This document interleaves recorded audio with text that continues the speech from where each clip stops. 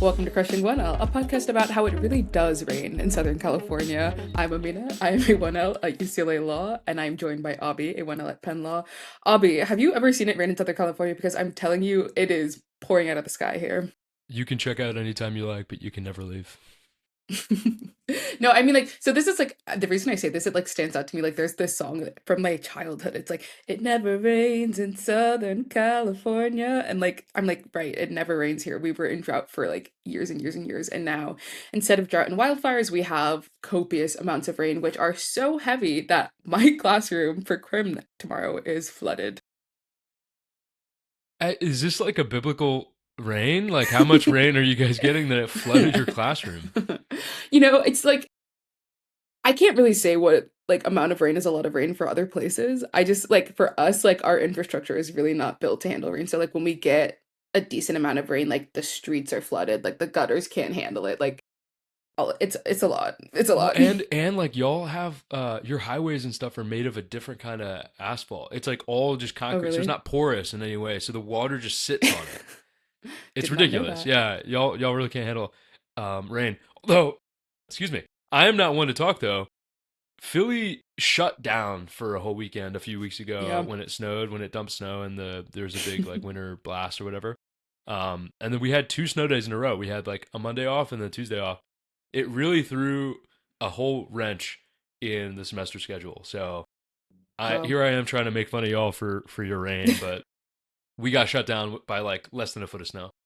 and we're still going, and I'm sure people will still come to school in flip-flops because that's how we roll here in LA. What is like the average temperature? Because it's what is it like? It's February right now. So what? How cold would you say it got this winter?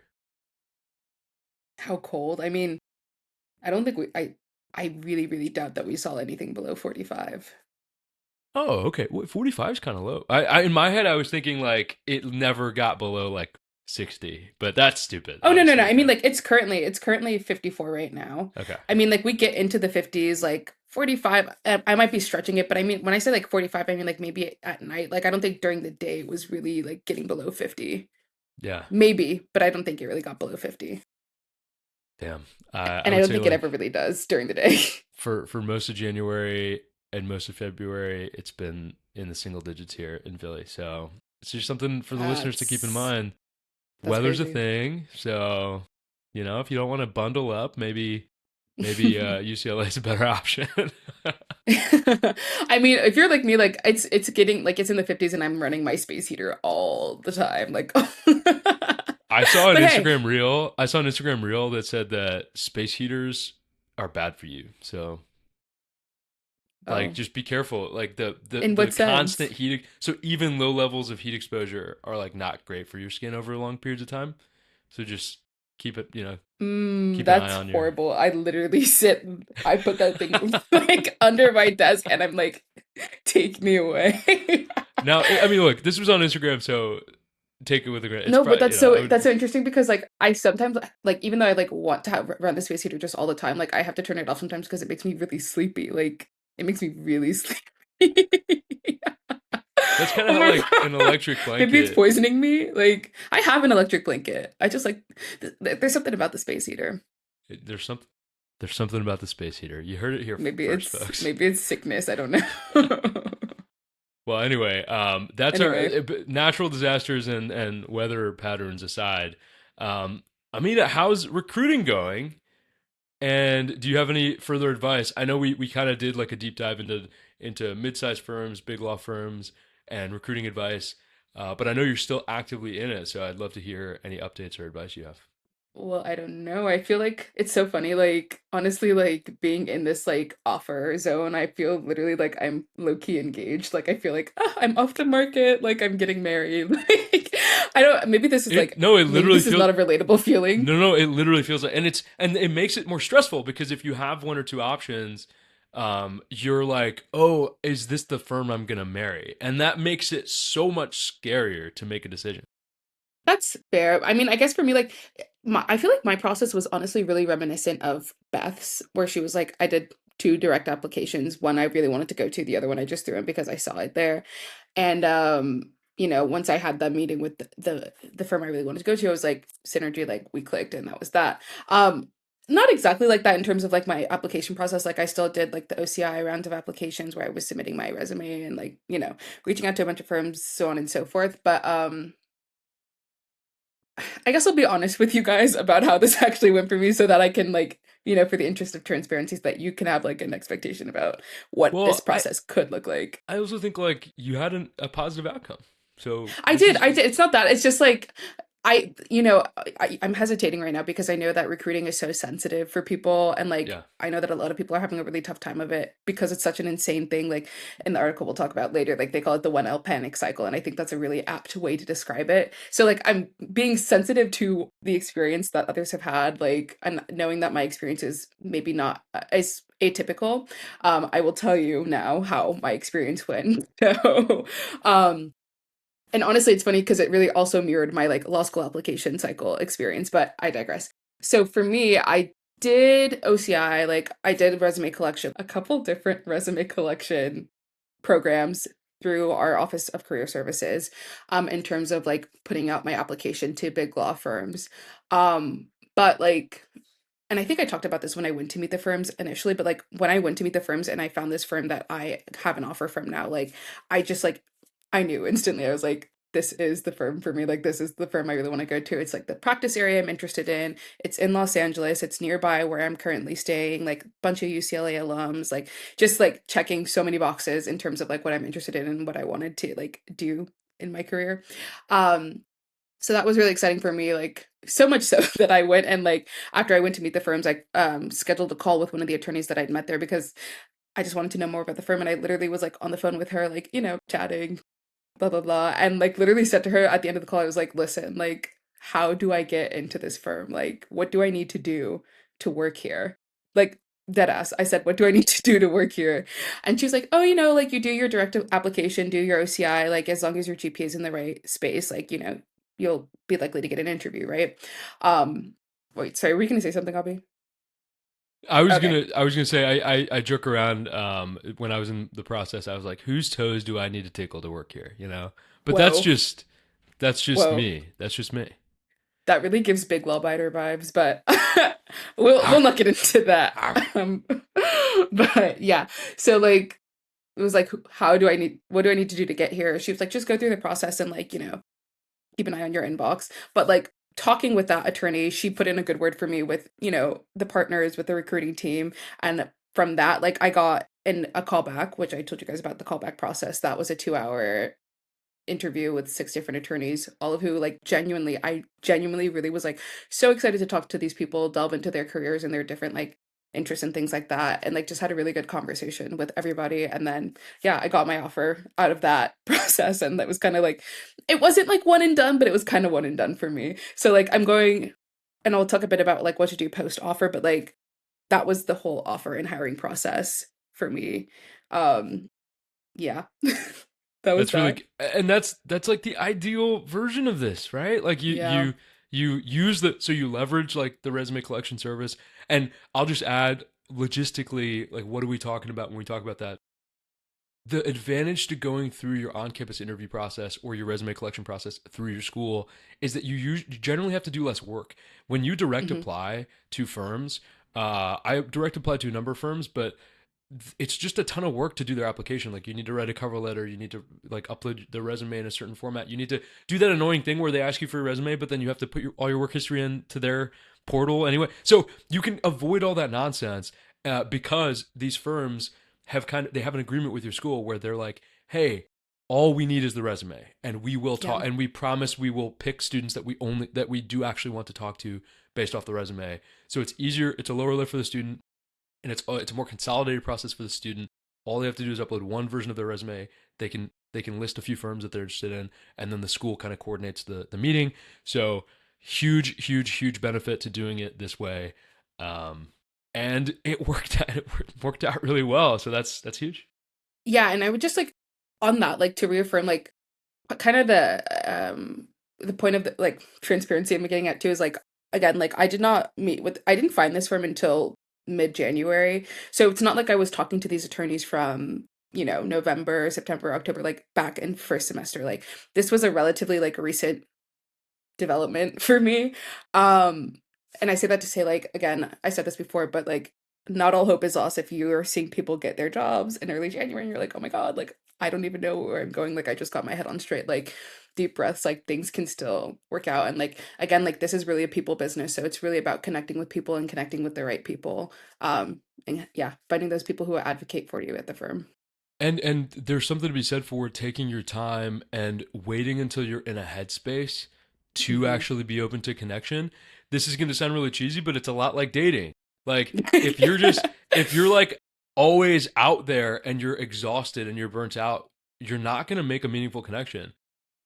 If you wait until you're actually ready to like make a meaningful connection with a firm or a firm, to put in quotes, then it's you're actually gonna make that connection and it's gonna work out better. Like I would say to your point, Amina, I think it benefited you to wait until you were in a better headspace because imagine doing that in the middle of November or December, right? Would have been annoying and terrible. Oh So, my God, so like $100%. it's not only that not all hope is lost. It's actually, in fact, you might actually have a better outcome. You might be putting yourself in the position to have a better outcome versus people who are rushing the process and perhaps um, rushing it in a way where they're not going to end up in a place where like I'm not trying to say that one way is better or one way is worse, but they are both equally valid.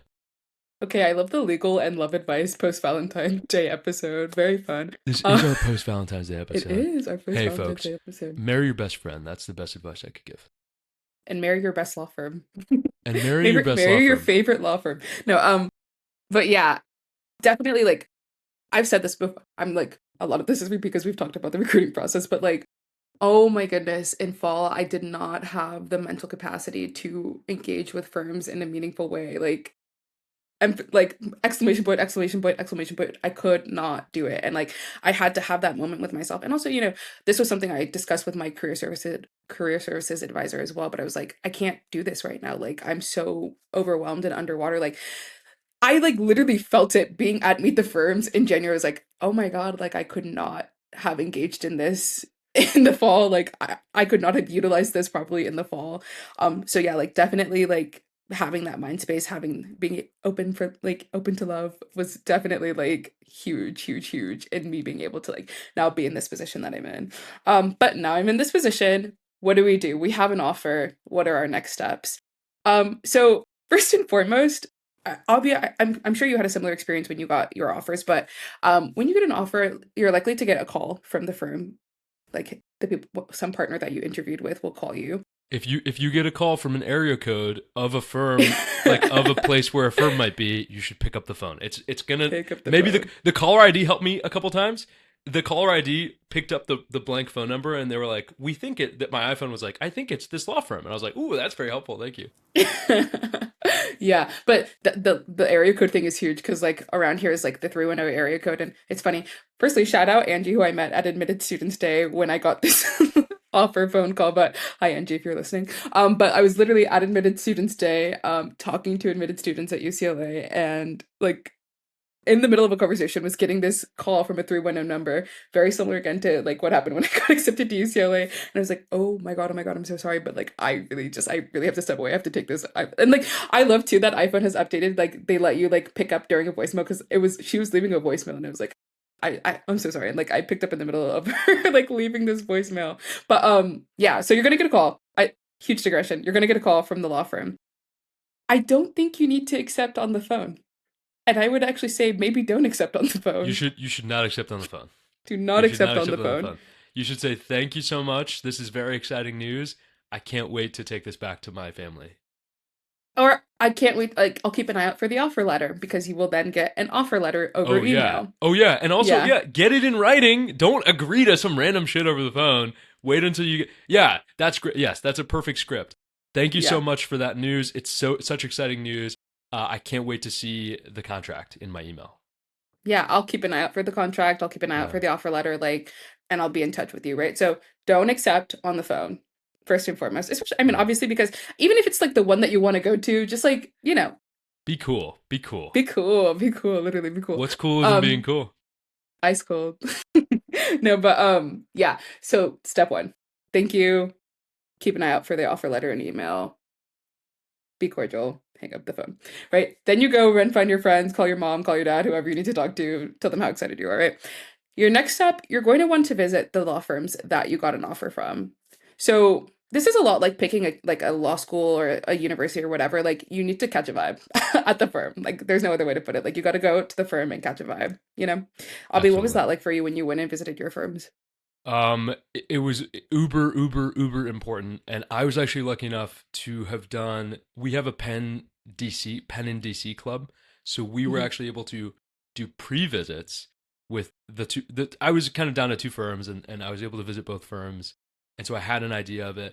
It's so different to visit the office with the offer in your back pocket. The vibe is so different. You have succeeded. You're at the top of Everest, and they want you now. It's not you don't want them, they want you, and they show it. I can't recommend enough. Please visit every firm that you, one, receive an offer from, and two, are seriously considering. It may be annoying, it may be a hassle. You're gonna have to like commute minute, like, maybe an hour. I had to take a train, to a different city. Super worth it. Super worth it. You just pick up. It's the je ne sais quoi. You just pick up the vibe. You have to pick up the Yeah, vibe. you got to catch a vibe. Like, because theoretically, I mean, if you accept an offer at that space, you'll be working there at least for the summer. But like, the idea is that you're going to be working there for the beginning of your career into who knows how many years. Like, you want to know like the space of like what the space is like, who the people are like in that space, how does it feel? Now, big asterisk on that, especially with this 1L panic cycle. Like, of course, we're going and meeting these people now, and it's 2020. Oh my God, it's 2026. I almost said it's 2025. It's 2026. It's We'll be there 2026. in 2027. So like some things might shift, but like generally, like the culture of the firm will overall probably stay mostly the same. So very important that you go visit the firm. And Abby, I know you said like you were taking trains or commuting through Uber or whatever. Also, you might get flued out. You might get flown out depending on if your firm is in another state from where you are applying or where Yeah. you're residing. Most firms will, I think, offer to reimburse you for your travel, or I don't know, one of my firms just covered it up front, which was sick. And I Yeah. just called the attorney travel number, that was a classy move. I won't say the name of the firm, but it's the firm I'm going to. Very classy move. They're like, hey, and we think you're one of the attorneys now, so here's the attorney travel line. You can let them know. Let them know that we sent you. And I was like, Period. Oh, oh that's man, I amazing. felt classy as hell, dog. Yeah, so like let them schmooze you a little bit. Let them wine and dine you. Go visit the firm, have them take you out to dinner, take you out to lunch, like chat with the attorneys. Again, Yeah, like the people aspect of this is business is huge. So like you've yeah. done your recruiting, networking, but like now you're kind of thinking towards like your professional career networking. Like let me talk to the people that I potentially am going to be working with and like let's see what it's like on the inside. And to your point, like we're committing 2 to 3 years in advance. So to your point, a lot of things can change in 2 or 3 years, but like Hmm. a lot of things can't change. Like you said, the culture and climate of the firm cannot change overnight in 2 years. Uh, the building probably won't change. Like firms do move, but like the chances of the firm moving, unless they've already kind of hinted that they're going to move, the building, like what's the lighting like during the day? Hmm. What's the layout of the floor plan? Are there coffee machines? Are there little snacks? Not that, like, please don't pick a firm based on snacks, but like those are the little Unless. things add up. The little things add Yeah, up, yeah, yeah, right? yeah, yeah. They Or like, do, what's their lunch 100%. policy? Like, do they have a cafeteria in the building that they're going Hmm. to subsidize your lunches? Because like that's kind of a big deal. Like that's a big cost for a lot of people is food every Yeah. day. So yeah, it's like these little things. Again, like Aaminah said, you're the prize now. You're at the top of Everest, so you kind of get to feel it out, which is fun. Yeah. Yeah, it's super fun. And like, yeah, just fun again to connect with people if that's your thing. And if it's not, like, grin and bear it. But yeah, once you've done that, like once you've done your due diligence, then you can, figure out, okay, like which firm do I actually want to accept an offer at? And once you figure that out, then you can call or email and let them know that. And I want to just piggyback off of you said something really important, which is it is a people business, and Hmm. there's something I don't know if this was well. Have you done your firm visit yet? So I'm actually doing one tomorrow. Okay, so good luck. You're gonna crush it. Thank you. But honestly, they need to They crush have it to because crush it they to me. Yeah. exactly Like, they need to crush it for you. But there's something about so attorneys when they like do Zoom calls or phone calls or when they visit you on campus or when they do stuff outside the firm, they are on, right? Like they're mhm. on presenting mode. It's very helpful and interesting to see them in their comfort zone, like Mm. to see them in their workspace, they behave more authentically. They behave more genuinely because that is where they go every day for 4 days a week or 5 days a week or whatever, right? So it's really, really cool to see them in their house. And it's really helpful information. Yeah. Yeah. But yeah, so that's kind of like the post offer process. And then I don't know, like Abby, you have a bit more experience with after you've done your acceptance. I'm still feeling out things, but we'll have more information on that next week from me, I think. But for you, like Yeah. after you've done your acceptance, like are there any steps that you've taken in terms of like, I mean, it's so fresh. I don't think you really need to do much more right now, but like anything that you've done. Yeah, I mean, there's a couple things that I would recommend. So if you're lucky enough to have multiple options, um, when you make a decision, when you take it back to your friends, your family, whoever is your circle that you need to consult with to make this decision. Once you feel like you have a decision, I would recommend the thing to do is to reach out to whomever sent you the offer letter in writing. Usually that's Mhm. like some recruiting professional at the firm. And so the first thing I would do is email them and say, hi, thank you so much for the offer. I'd like to officially accept. So excited, blah, blah, blah, right? That's like the first person you need to tell. But I would also write an email or send a text to the other people that were part of the process. So if there was an attorney, for instance, that you really connected with during your screeners or your callbacks that was like rooting for you and you end up accepting the offer at their firm, send them an email. Be like, hey, by the way, I just accepted my offer. Really, really excited to work with you this summer or next summer or whatever. And if you've been communicating over text or phone, perfectly appropriate to do that with a person you've been communicating like that with. I would also say, and this is just me being, again, this is a people business. I also sent a note to attorneys I connected with at the firm that I didn't pick Mhm. because I want to keep that relationship open. It's a Yeah. small world. You don't want to burn any bridges, especially this early in our career. So don't like, and I'm not any, but nobody listening is going to like let this get to their head, but it's just good business sense, right? Yeah. If you decide not to go in a certain direction, be cordial, let them know. Let their recruiting professional know, whoever sent the offer from their end, let them know, I'm so sorry, I was very excited about this offer, but I decided to go in a different direction. And then send a note to maybe the head of recruiting at that firm and tell them, while, while you're not proceeding with them at this time, hopefully, you look forward to working with them in the future or something, right? Right, like a cordial message. And most importantly, like any attorneys you connected with during the process, just shoot them a note. That's just a respectful thing to do, I think, to just be like, Yeah. hey, I'm really sorry, but hopefully, I'm still looking forward to keeping this relationship open, and hopefully, still want to benefit from your mentorship and guidance, blah blah blah, right? Like you can write the email however you want, but that would be my little piece of advice: is don't be afraid to over communicate. We're in a communication profession, so Hmm. get used to writing maybe awkward feeling emails and text.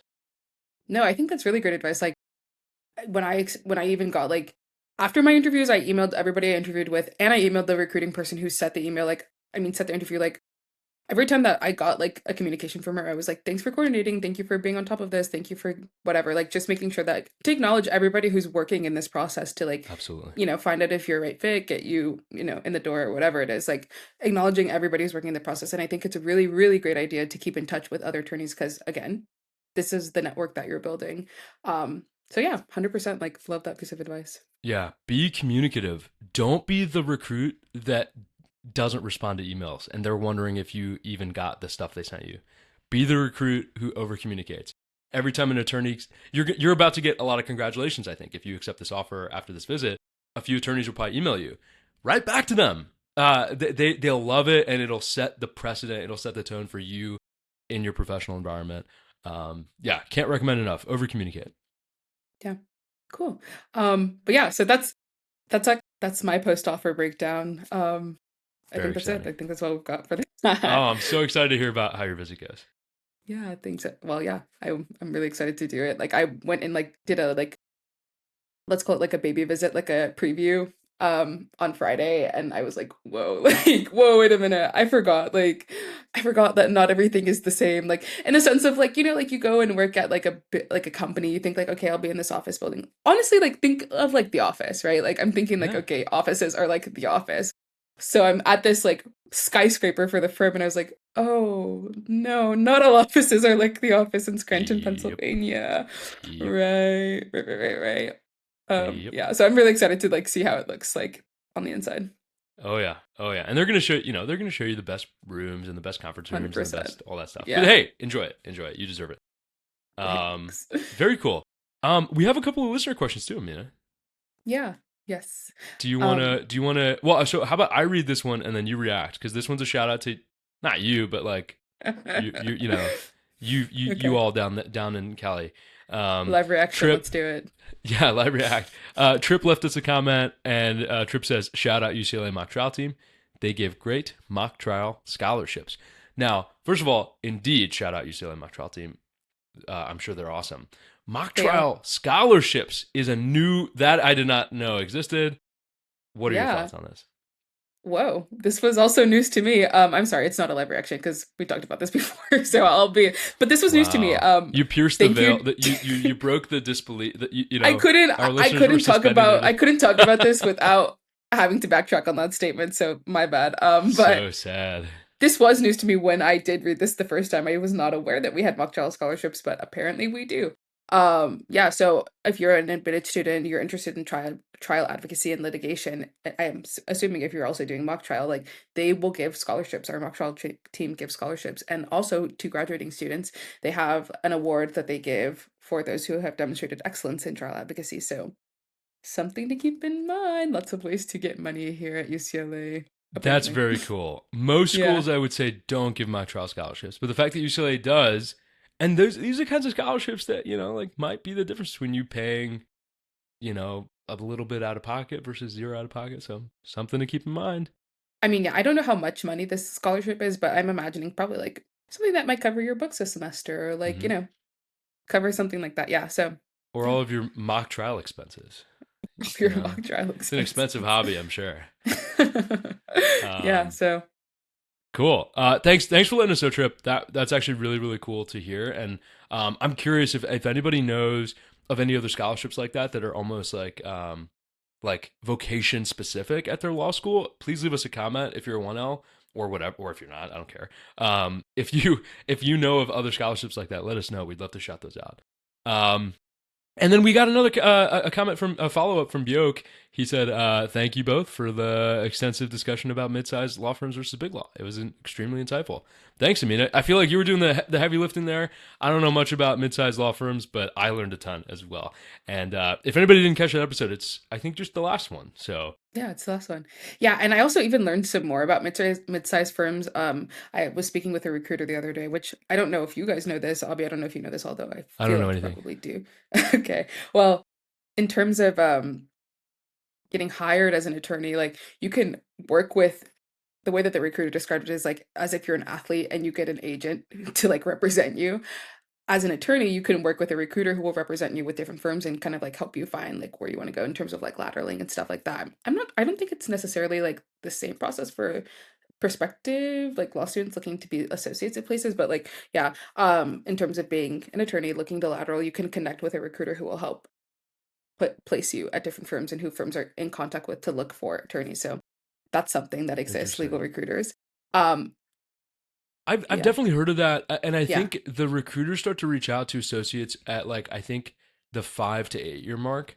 Hmm. They start reaching out to associates at the 5 year mark because that's when 90% of associates will leave their big law job, or their mid law job. Like that's when associates start to look around because they've kind of done their time at wherever they did, and then associates get recruited or get reached out to by recruiters around the 8 year mark because that's when they know if they're partner track or not.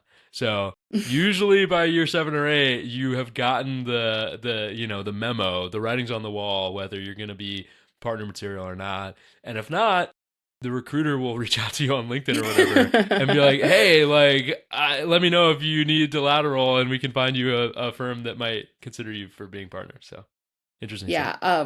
But yeah, so legal recruiter, and then I don't remember so much of what she was saying about mid-sized firms, but kind of on the conversation of like, is it a step down from big law? I think again, like it's not that you can't lateral from mid-sized to big law. Abby, you and I talked about it being more so like when you're in mid-sized, it's not maybe you don't necessarily want to Why move to would big you? law. Why would you want to? But let's say that you do want to, like the recruiter is saying, like it definitely is like it can be a bit trickier in terms of like big law obviously has like a prestige of training and so on and so forth that like other big law firms will recognize. Whereas with a mid-sized firm, they might look at it and be like, okay, well, why didn't you start at big law if you wanted to go to big law? So there can be like a bit of a, like, in all honesty, like there can be a bit of a, what's the word I'm looking for? Maybe a stigma. A stigma, thank you. A bit of a stigma coming from a mid-sized firm trying to get into a big law firm. But that being said, like the recruiter's like, it definitely could be done. Like it's not something that where it's like it's impossible and it never happened. So just to And circle back on that. and like if you're going to like a decent school, if you're going to a school, and this is for, listeners across the country, if you're going to a school that's like a good school in your area, and you're going to a mid-sized law firm that's a good firm in the area, chances are any local big law firms or any offices, big law offices nearby have heard of it. So Yeah. I would say that, like, the name brand mid-sized firms and the name brand boutiques, like, sure, they're not big law firms, but I think if they're name brand, like the firm that you're going to, we're not going to say the name on air, but, well, sorry, not going to, visiting, but that's a name brand firm, and like people in LA have heard of it. So Yeah. I don't think there's much stigma for those kinds of firms. Yeah. I think more generally speaking, if maybe you're in a recruiting cycle, or you're in a geographic area where you do feel like maybe a big law firm has never heard of the firm that you're going to, then there might be a slight obstacle you have to overcome, but it's definitely possible.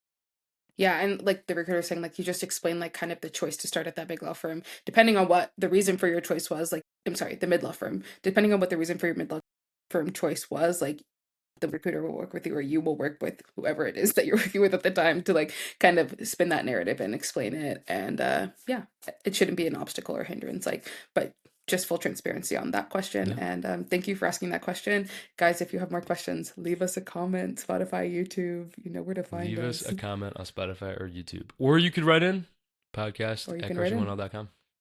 Yeah. Okay.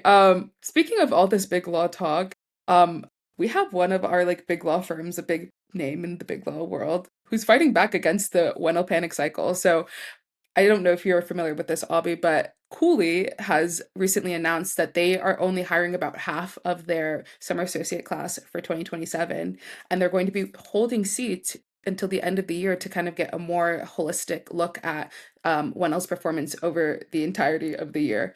Have you heard about this?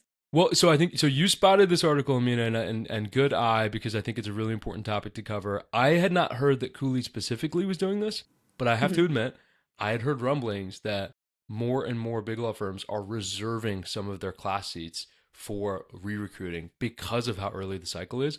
It just makes good sense. It is a sensible, good business decision for a firm to not lock in, or think they're going to lock in, the entirety of their class 3 years in advance. That's just too much risk.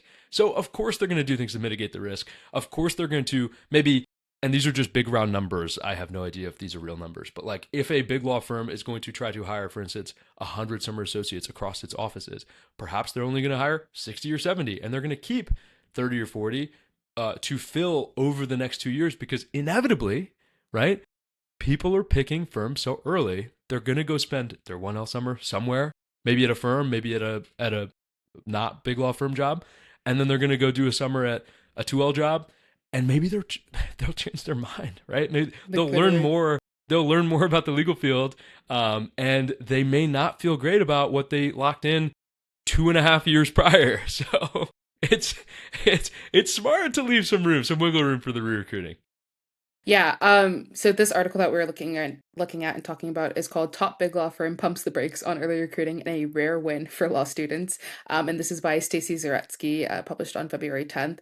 Now, I find this interesting, this framing of this decision as a rare win for law students, because to me, all due respect to Cooley for, again, like saying that they're gonna save seats, but like you're still hiring half of your class. Like there are still people that you're still seeking out in this like 1L panic cycle, as Stacey calls it. Like you're still participating in this huge issue that you're purportedly fighting against. I Well, and win for like law students. exactly, right. Like, and again, all due respect to Cooley, like you said, I think it's great that they're being vocal about it. Hmm. But one, I think other firms are probably also doing this. They just haven't said so. And two, it actually doesn't help one else at all. If anything, there's fewer seats for one else to get, while all of their peers are getting jobs. Hmm. And so that's, I don't know, like there's probably some supply and demand thing that probably balances everything out, but it's not just for the one else. They're doing this because it makes good business sense to do. But hey, Yeah. kudos for being transparent, I guess. Yeah. I mean, I don't know, like, again, like, it just to me, it's like, I mean, I've said on this podcast many times, like, I really have a lot of strong negative feelings about the push to get one else to recruit so soon. And like you're saying, like, it doesn't make sense to have us committing to these firms when we don't know anything about the legal world and we're so fresh in our legal studies, but okay. I just like, I don't know. Thank you, Cooley, for holding seats. I think we should just upend the process and move it back to how it was Yeah. before. Yeah. And look, like to be clear, pretty clear benefit for somebody who one either didn't go through the process this cycle because they haven't figured out what they want to do, and this is great Hmm. news for a student who actually wants to go do an internship or volunteer for the first summer to learn more about the legal field, and then when they have their when they have a better bearing, they can re-recruit for these open seats. So huge benefit for Well, that student. but I don't think it's necessarily that. Well, I guess this is requires a deeper read. I don't think they're necessarily like recruiting in the fall of 2026, like in terms of like, oh, you've done your summer, your 2026 summer. I think they're just waiting until the summer of 2026 to be like, okay, like now we're gonna start pulling after we have your grades from first and second semester. I think Well, the way that I read the article, they're just gonna. I think they are gonna. They've been calling they're it waiting. re-recruiting, but Okay. the re is obviously up for debate. But I think it's just they're adding us, and I think that you're gonna see this. And this is my complete just. I'm pulling this out of thin air. This is my hypothesis. You're gonna see firms doing this. So we had a big recruiting cycle for the class of 2028 to lock in 2L summer 27 jobs, but I think this coming fall, you're going to see some firms put feelers out, put direct apps out maybe, and they're going to say, hey, didn't get a summer job for this coming summer last year? Not Hmm. happy with the summer job that you got last year? We have a direct app for you, and that's what it seems like Cooley's doing. So this blurb says on the article, the firm is extending some offers this winter to first year law students. So this is the normal cycle for the summer of Hmm. 2027. It will then supplement by recruiting after students' first year of law school, aiming to fill 30 to 40% of his class of 2028 after the initial hiring spree, and use the overlooked 3L market to help complete its ranks. And this has been a growing trend too, Amina. And I've talked to more and more attorneys at firms who were actually recruited their 3L year. So that means Hmm. that they locked in a late, like a spring 1L, or if they were a couple years older, a summer or fall 2L, like summer 1L, fall 2L job for their 2L summer. They did the summer internship and they weren't happy. And so then they hit the market again during 3L. So 3L fall, firms have started to re recruit 3L fall. They wait until after you get the summer out of the way, and then they ask, and then they say, well, are you looking for a change? Right? Like, so yeah, it's interesting. It's really, really interesting. Yeah, definitely. So yeah, I again hope to see more firms taking this position of like, let's give students time to breathe and understand the world that they're in before we commit them to a decision that is going to be detrimental for them and for us. Yeah. Kudos to Cooley. I hope more of you start being vocal about falling in their footsteps. Yeah. And yeah. Kudos to Cooley for saying the quiet part out loud. But just, I want to stress that, I've talked to a dozen firms, and most of them have said some version of this. Behind the Mhm. scenes, they're all thinking this. They're all thinking, whoa, we need to, step on the brakes a little bit. This is going a little too fast for us. So we're going to save some seats for 3L. So, hey, maybe we'll get to do this all over again in a couple years. Yeah, I don't know. I hope not. I really hope not. That would be so That, awful. that's the thing, is it feels traumatic. But from what I've seen from the attorneys I've talked to that did the 3L switch, it was way less traumatic then because, again, they had more information. And so they had done the summer at XYZ firm, and they kind of knew, they had an idea. They were like, oh, I would be a better fit at ABC firm. And so it's not you're looking at the whole field. You're looking Mhm. at, well, I did a summer at this firm. I think I might be a better fit at this firm, so let me go talk to them. So it's more of a narrow search. So maybe less traumatic. But yeah, no, to your point, I think no 3L would be super thrilled to be re-recruiting just on the on the merit of like, damn, like we already did all that work. Like Literally. but of course a little bit of extra work for a better fit. Um compared to maybe something that you committed to really really early in your law school career. I don't know. It's really hard. We're balancing Yeah. a lot of factors here. So, Yeah, definitely. yeah. Cool. Well, thank you for sharing that article. And Yeah. then I think you had a couple of wows. Yeah, I do have some luau's, which I realize we've been slacking on our luau's. I'm ready to We have change been that. slacking on wows. Sorry, guys. So I have two luau's this week. The first one is in limine. Abby, are you familiar with this term? I don't even Perhaps actually know if I'm a pronouncing motion it right. a motion in Oh lemonade. shit. A Lemonade? motion in Lemonade? I think it Lime? I don't is know. lemonade, linguine. Yeah.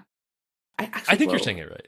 I didn't even think about if I was pronouncing it right because as I'm about to tell this story, like it's actually relevant. Hold on a I've minute. heard it to your credit. I've heard it three different ways. I've Okay. heard it lemony, lemonade, and lamine, which I don't Okay. think it's lamine, but it might be one of those three. I don't know. Okay, so Google says in limine is how I'm gonna say it. But this legal term comes both from the legal world, but also from this week's book club book. Come join me in the book club meeting on Sunday at 2 p.m. Pacific, Is 5 it p.m. already? It's this Eastern. Sunday. It's this I Sunday, feel like we and just we're had book club last I Sunday. know, I That's know, but fun. it's not. Yeah, we're gonna be talking about Jailhouse Lawyer. Super, super, super incredible read. Like, highly recommend it. Even if you haven't like finished the book by the time the meeting happens, just come check it out. We can chit chat.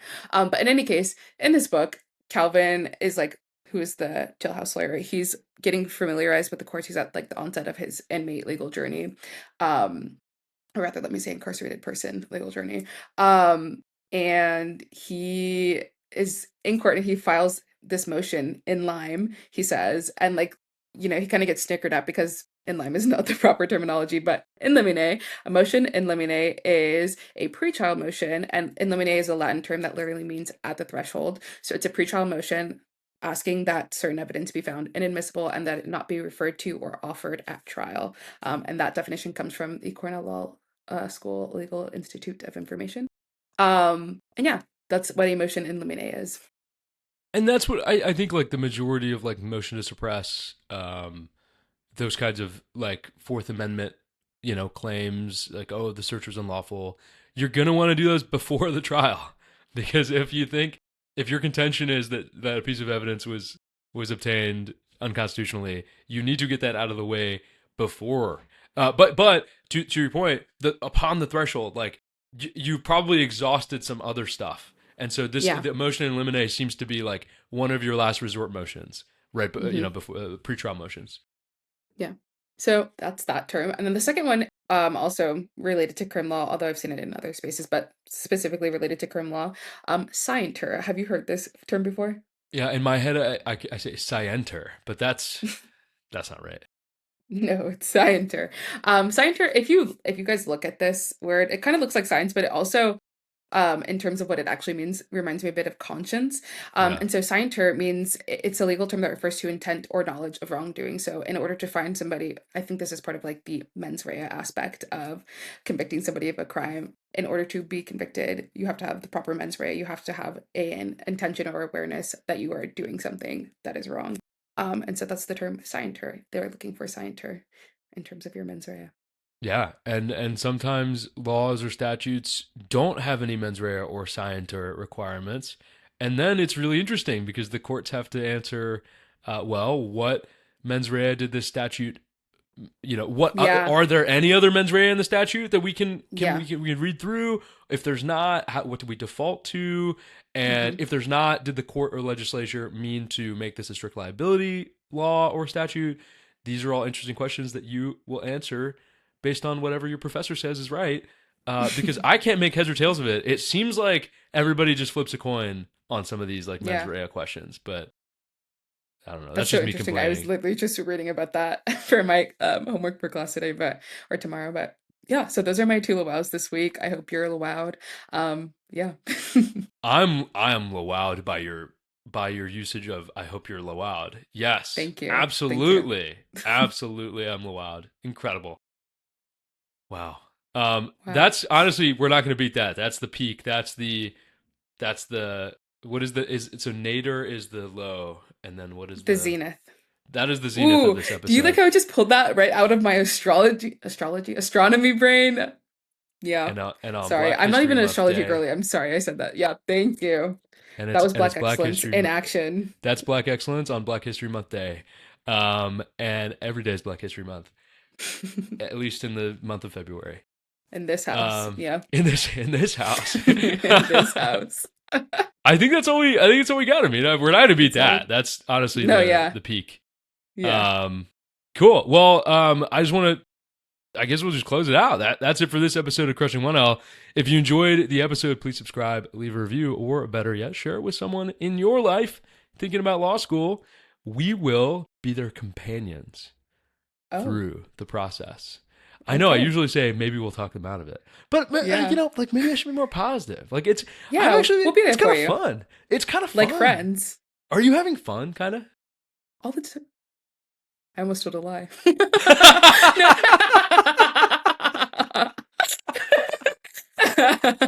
No, honestly, though. That's so good. That was funny. But this semester, yeah, I'm having a lot more fun this semester. 100%. This semester feels better. And so to that person that you might share it with that's thinking about law school, they're gonna watch episodes where we're really happy, and then we maybe get a little less happy, and then it comes back, and we're happy again. It'll come back. Things are great. Right back at it. It'll all come back. But of course, if you have a question, probably the easiest way to leave your question or comment is just the platform you're listening or watching this on. That could be Spotify or YouTube. If you're not able to leave a comment wherever you're listening, please write it in the podcast at crushing1l.com, or you can go to crushing1l.com. That's crushing the number 1 and the letter L.com. That's all she wrote on this one, Aaminah. That's Aaminah, as I just mentioned. I'm losing my mind. And I'm Abhi, and I'm losing my mind. And until next time, keep crushing it.